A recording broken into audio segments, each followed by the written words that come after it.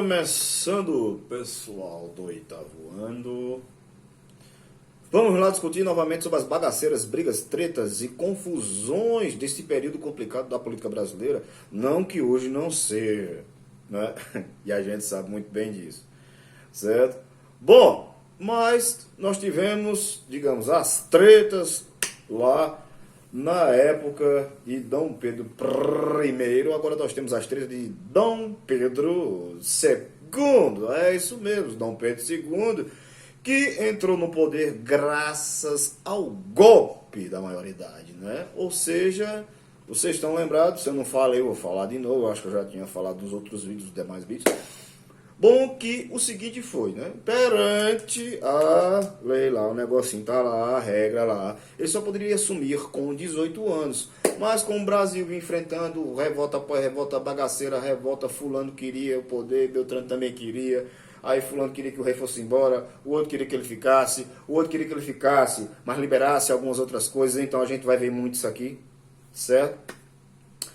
Então ele entra com 14 anos no poder. Certo? Certo! Mas esse momento é mais complicado do que apenas o golpe da maioridade, não é? Então, seguinte ilhas, certo? Esse governinho foi de 1850 a 1889, certo? Então, antes que não era discutido, né, a partir desse momento, começa muito a entrar nas rodas de conversa, é a questão da centralização do poder. Vamos dar poder ao imperador? Não vamos dar o poder ao imperador? Vamos criar alguma lei que segure a força do velho? Bom, ou do guri. Então, seguinte, Ilhas, começa a ser discutida essa questão. Então, uma intensa disputa entre liberais e conservadores. Qualquer dúvida, se não lembrar, volta lá, né, que antes era liberais exaltados, conservadores, etc, etc, etc. Eu não vou voltar porque senão vai ficar muito longo, tá? Então vamos embora. Então, logicamente com uma observação, certo? Antes, né, só porque fique bem claro, né, eu falei ainda há pouco, mas vou falar. Antes haviam vários partidos que ao longo do tempo eles foram se misturando e ficou só os dois, os liberais e os conservadores, tá bom? Que, logicamente, os liberais defendiam, né, o golpe da maioridade, né? Aí você me pergunta, como assim, professor? Eles defendiam o golpe, mas o golpe não é um negócio errado? Mas só que eles tinham a ganhar, inclusive eles conseguiram os melhores cargos lá, né, perante ao nosso querido imperador, né? É isso aí, né? Tudo se tira proveito. Mas vamos embora, né? A questão dos conservadores. Aconteceram as eleições, eleições. Só que essas eleições elas foram chamadas de eleições do cacete. Ou seja, ó, outro vota no meu candidato, ó. Exato. O uso da violência, pois é, né? Desde aquela época existia já essa opressão para com o eleitor, né? Que nada podia fazer senão votar no caboclo, né? Como daqui a pouco nós vamos ver lá para frente outras situações, tá? Quando você chegar lá no nono ano a gente conversa, certo? Se não votassem, como eu estava dizendo, no candidato liberal, já sabe o que acontecer, né? Chibata. Então, seguinte, isso gerou vários protestos em 1940, né, pelo Partido dos Conservadores. Então, Dom Pedro dissolveu a Câmara, acabaram-se as disputas, certo? Mas Dom Pedro, como um cara sagaz, muito inteligente, mala na política, certo? Conseguiu amenizar os conflitos, ou seja, com uma política de revezamento, né? Ou seja, uma hora os conservadores, outra hora os liberais, iam se alternando em curtos períodos de tempo, certo, pessoal? Não era nada de 4 ou 5 anos, não. Tá certo? E ele teve uma grande ideia. Já disse, o cara era malo, o cara era esperto, o cara era sagaz. Ligado nos movimentos. Certo? Então qual foi a ideia dele? Seguinte, ele criou um parlamentarismo ao contrário. Pois é, né? Vê só como é o negócio, certo?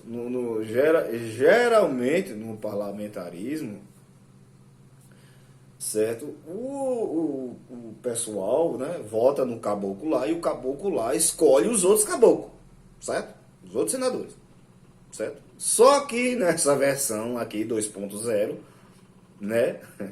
Dom Pedro escolheu o chefe de gabinete e o povo escolheu os deputados. E se, né, os candidatos escolhidos não fossem, né, do agrado dele, da base dele, né, a Câmara era dissolvida e novas eleições eram feitas. Acredite se quiser.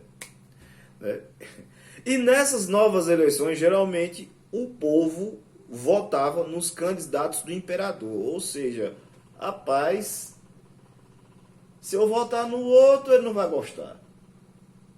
E, como é que se diz? Se eu deixar de votar e não votar, de todo jeito eu vou levar lapada. Então, é melhor votar, que o homem fica feliz e... Enfim, né? Como é que se diz? Ruim tá, mas tá pronto para ficar mais ruim ainda. Então, pronto. Então, no meio dessas discussões aí, uma coisa que eu quero que vocês vejam, né, é onde fica o povo. Ou seja, no meio do tiroteio. Ou seja, são pessoas de poder, pessoas de renome, pessoas próximas ao imperador, pessoas próximas a pessoas que têm, como é que se diz, muita terra, entre outras coisas. Certo? Por exemplo, os liberais, né, eles eram apoiados, né, pelos proprietários de rurais, profissionais liberais, né, que eram de São Paulo, Minas Gerais, Rio Grande do Sul. Já os conservadores, apoiados, né, por burocratas, proprietários rurais, grandes comerciantes de Pernambuco, Bahia, Rio de Janeiro. Então, daí vocês para ter uma ideia. Certo? Ou seja, o povo não tinha nem vez nem voz. Era briga de cachorro grande. Os caras estavam defendendo muito dinheiro e suas enormes propriedades, né? Seus sitinhos, suas fazendinhas. Tá certo? Então, seguinte, né? Esse momento, ele é justamente, eu digo, marcado por essa briga de poderes. Tá certo? Então, os liberais queriam agora, né,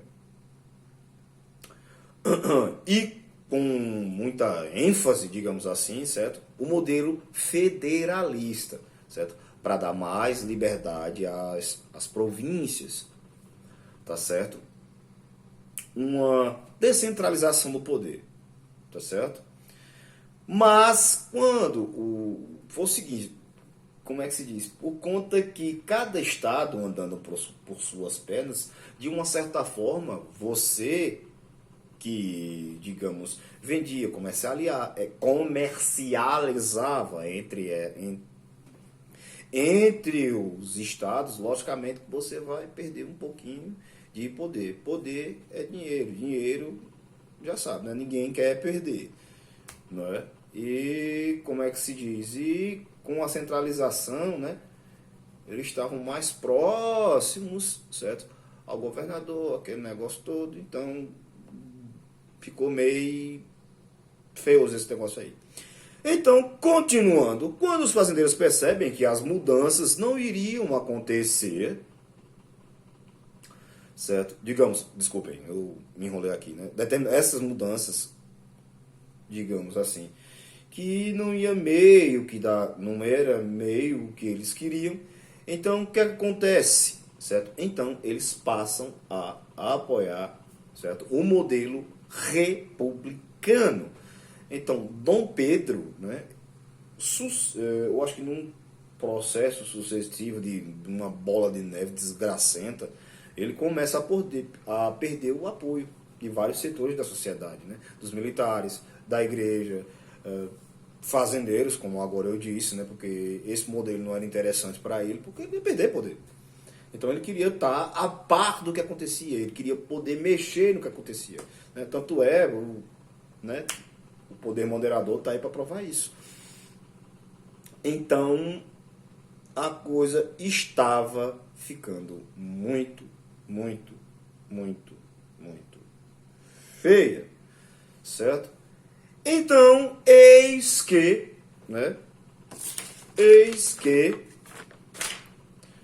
acontece o seguinte: como os caras pensam que nós por aqui a gente é bobinho, mas a gente não, de bobinho a gente não tem nada, então explode a Revolução Praeira. Adivinha onde? Em Pernambuco, Lembra lá para trás, Revolução Pernambucana, Confederação do Equador. Não brinca com nós não, que a gente é canzinza, rapaz, que é Pernambuco. Então, o que é que acontece? Novamente entra essas confusões que eu estava acabando de falar, ou seja, os problemas, as tretas, as brigas pelo poder. Quem é que ia guiar essa nação, né? Ou tirar dessa nação, né? Certo? Então, entra novamente as confusões entre liberais e conservadores, que no caso, conservadores, eles tinham muito poder aqui. Certo? Inclusive, aqui já existia o Partido Nacional Republicano, de caráter liberal, certo? Liderado pela elite, mas com participação popular também, ou seja, negra. Bom, isso que eu tinha dizendo, eu antecipei um pouco, por conta que foi referente à Revolução, certo? Logicamente que a gente tem essa ideia, que a maioria das revoluções, né, é o povo que está na rua, né? Mas elas partem da elite, né? E o povo participa. Mas como eu sempre costumo dizer a vocês, né? Nem toda revolução, certo, vai priorizar o povo. Ou seja, ela é feita pelo povo, mas não para o povo. Daí esse pulinho, me desculpem que eu dei aí, né? Que ela era liderada pela elite, mas com participação popular de negros, pessoas, pequenos comerciantes, tudo mais. Tá certo? Então, os conservadores, eles tinham muito poder, como eu tinha dito ainda há pouco, certo? Poder econômico, né? Uma família, a família Cavalcante, certo? Era dona de muitos engenhos. Um terço dos engenhos era desse pessoal. Ou seja, a cada 3 engenhos, 2 eram deles. Ou seja, muito, mas muito poder econômico, né? E poder econômico significa poder político nesse momento, certo? Então, logicamente, com crises e mais crises de abastecimento, os pobres sofriam, passavam necessidades. Ou seja, você trabalha pra caramba e ganha uma miséria, certo? Então, e logicamente a gente não pode esquecer que houve a mudança, né, da capital para o Rio de Janeiro, certo? E os portugueses comandavam aqui, tinham um grande poder aqui, não só aqui como no Brasil inteiro, né? Então, acontece que Chichorro da Gama, que agradava os liberais, foi eleito presidente da província, né? Que antes nós não tínhamos esse termozinho, Estado, tá? Então, o que acontece? De repente, o rapaz é deposto. Então, daí os ânimos se exaltam e a galera fica mordida do poico. Então, os praeiros, assim como eram chamados, né, porque eles se reuniam geralmente no Jornal do Povo, né, que tinha uma rua lá em Recife, chamava Rua da Praia. Então, né, seus líderes, né, Pedro Ivo, Borges da Fonseca, Abreu e Lima, Nunes Machado, começam a planejar o seu golpe certeiro para expulsar os portugueses daqui. Não era apenas uma questão política, não. Os caras começaram a ter ódio de português. Certo? E eu não tiro a razão dele, não. Né? Porque os caras estavam por cima da carne seca. Os caras mandavam e desmandavam aqui. Tá certo? Certo? E também, logicamente, por trás disso aí, tinham as ideias do socialismo utópico. Né? Que antes, posteriormente, começou a existir a outra corrente, que é o socialismo científico. Né? O socialismo utópico, ou seja, aquele negócio... o patrão entrando em acordo com o empregado, né? Tudo de vento em polpa, né? Para que eles tenham mais direitos, uma vida melhor, melhor tratamento, melhor salário, né? E vocês sabem que isso aí não vai rolar, certo? Então eles escrevem o manifesto ao mundo. Ou seja, eu vou dar uma lidazinha rapidazinha aqui de algumas coisas que eles queriam, certo? Primeiro, república, voto livre e universal, que o voto naquela época era gritado, certo? O fim do poder moderador, que é o que eu tinha dito, que o rapaz lá tinha, o chefe, né? Igualdade jurídica, liberdade de imprensa, nacionalização do comércio, trabalho com direito, né? Atenção para esse negócio de nacionalização do comércio, por conta que os portugueses mandavam aqui, como eu já tinha dito, certo? Então, enfim, né? E um sonho que é nosso ainda hoje, o fim dos juros. Ô, meu padrinho padecido, eu queria tanto, né? Pra que tanto imposto? Bom, mas enfim, né? Resultado, né? Como foi de 1940 a 1951, né? O movimento, né? Foi abafado, aquietado, caceteado. Muita gente foi presa, muita gente foi exilada. Mas no final das contas ainda, como é que se diz? Tiveram direito a uma anistia, né? Mas não que algumas pessoas ou muita gente não tenha morrido, né? Por aí a gente tira, né? Quem morreu? Provavelmente, logicamente, pobre, o povo de frente de batalha, o povo na frente da guerra. Então, pessoal, daqui a pouco tem mais. Espero que tenham dado uma luz aí. Bom, enfim, essas são as últimas notícias do governo. Quer dizer, últimas não, né? Penúltimas notícias do governo de D. Pedro II. Daqui a pouco tem mais. Valeu, abraço, tchau.